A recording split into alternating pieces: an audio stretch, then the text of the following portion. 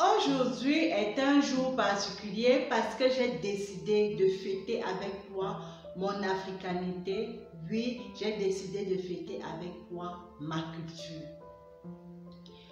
Es-tu français ou française? Es-tu anglais ou américain? Es-tu espagnol ou allemand? Oui, combien de nos jeunes enfants ne connaissent pas s'exprimer en leur langue maternelle? Même pas un seul mot de prononcer, même pas une seule phrase de prononcer, et le plus dramatique, c'est qu'ils en ont honte.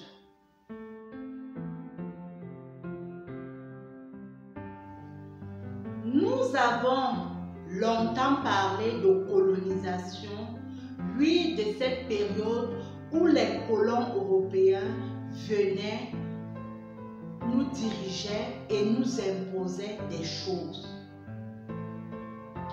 Mais près de 60 ans après notre indépendance, oui, près de 60 ans après le départ de ces colons de l'Afrique, nous restons colonisés. Et cette colonisation, nous en sommes les principaux responsables.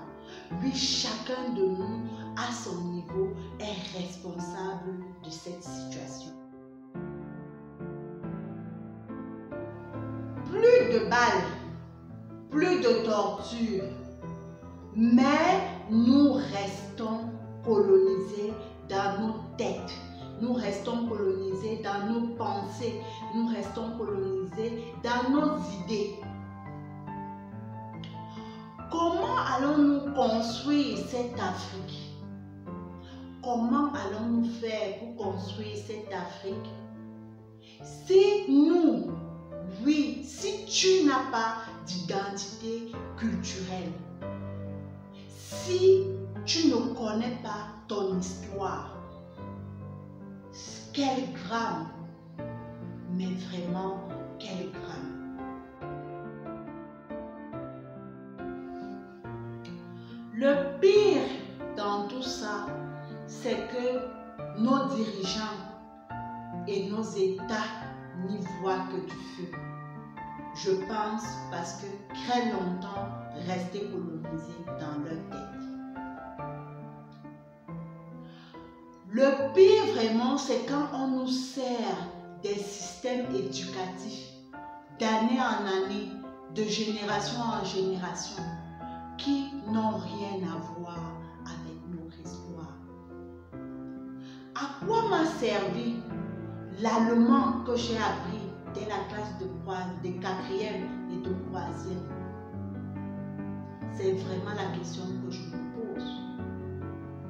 À quoi m'a servi ces cours d'histoire où on m'apprenait l'histoire de la Russie, la Deuxième Guerre mondiale, la Première Guerre mondiale, la géographie et l'histoire de la France? À quoi m'a servi tout ça?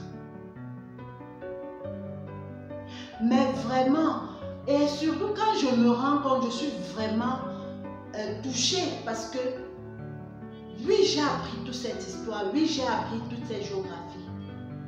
Mais actuellement, et je pense plusieurs d'entre nous, ne connaissons même pas l'histoire de nos grands leaders.